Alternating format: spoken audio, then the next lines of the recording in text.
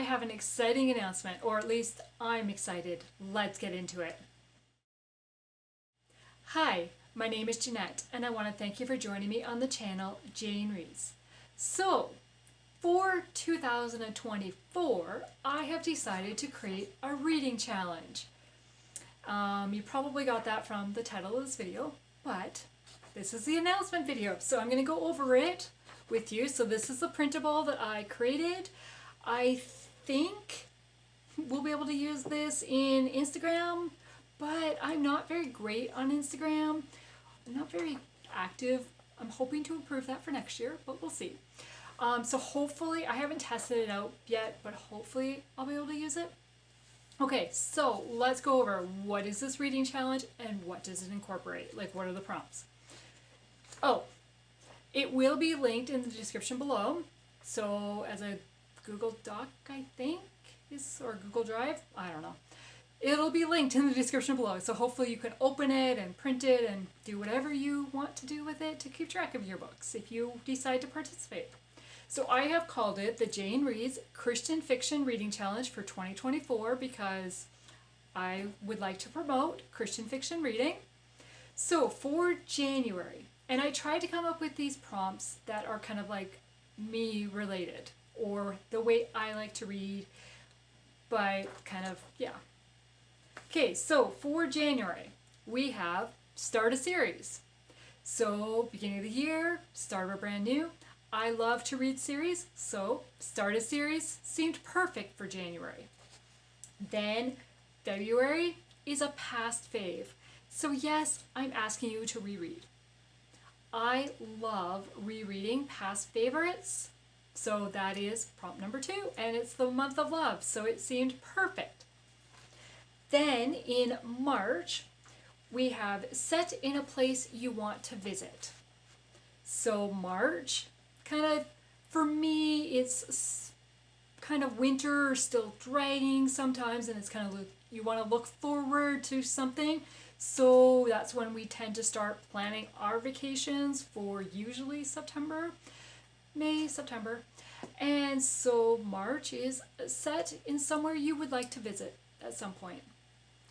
Then in April, we've got a new to you author. So April is the start of spring, something new, a new season. So a new to you author. Then in May, a one-word title. I don't really have a May related. May's a short month. Only 3 letters in the title, so one-word title. Okay, then June. Your second most read genre. So kind of, what do you read majority of? And this would be your second most read genre. So for me, that would be historical fiction. But for you, that might be fantasy. Or that might be contemporary romance, or whatever your second most read genre is.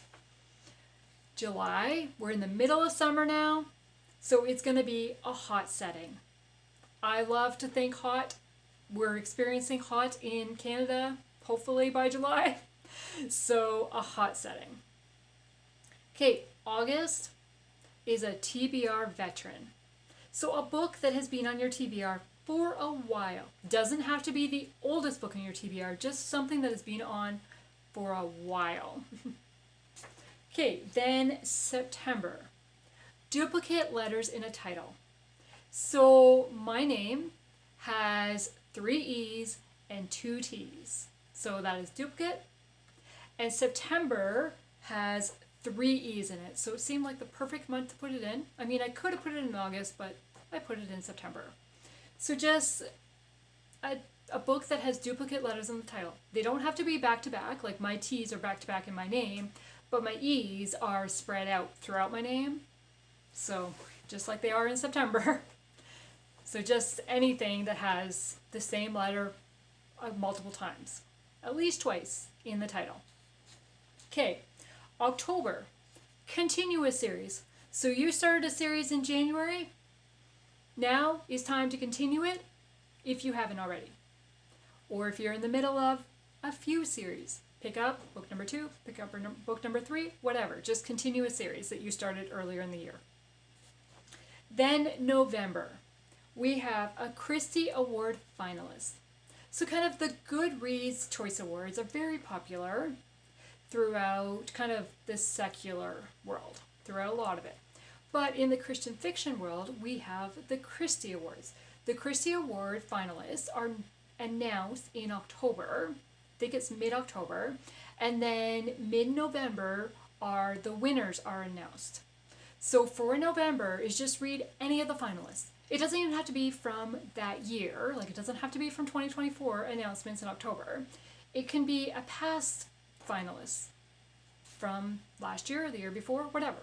Just and when I get to October, I will post a link because I will be doing announcements videos each month of what I plan on reading for the next month.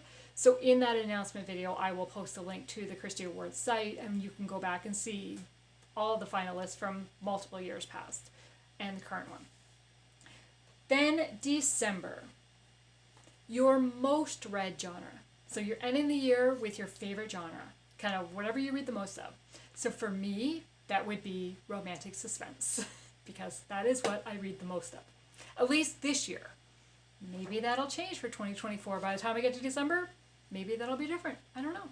So those are the 12 prompts. However, I have also added another 3 prompts, and I put down here, they are bonus prompts. So you can, if a monthly prompt doesn't suit you, just switch it out with a bonus prompt. So if you don't want to reread a book, just take one of these prompts and use it instead for February, for example. Or you can do these 3 extra prompts. So the extra number 1 is a favorite author. Pretty simple, right? Just somebody that you have loved. Read another one of their books. Then the second one is use a random generator to choose a book. So this year for my TBR, this year and last year for my TBR, I did a TBR wheel spin.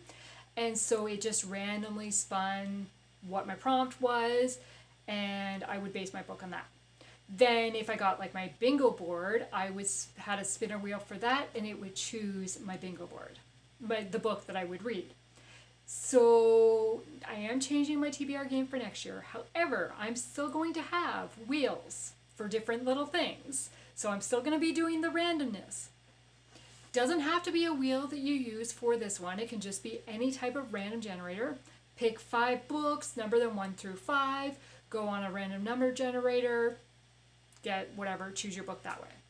Goodreads has a random choice thing. You can do it that way. Kind of however you want to randomly choose what book you're going to read. Okay, then the last one is a number in the title. I don't really have a reason for this. I just like this prompt. So those are the 15 prompts on my reading challenge for the year. And so as I said, it will be linked in the description below. So you can get this printable if you would like it. And I will be posting at the kind of the middle of each month before of what kind of options I have selected to possibly be my book for that next month's prompt. So the middle of December, well, maybe not the middle because I think this is going up the middle. Some point before the end of December, I will be talking about January's prompt, which is start a series, and what books I could possibly read for January's prompts, for January prompt.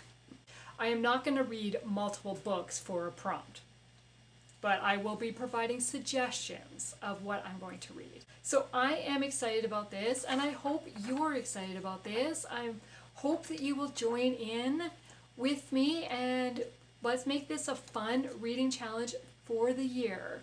Please let me know in the comments below if you plan to participate or if you have any questions. Thank you for taking the time to watch this video today, and I hope you have a great day. Bye.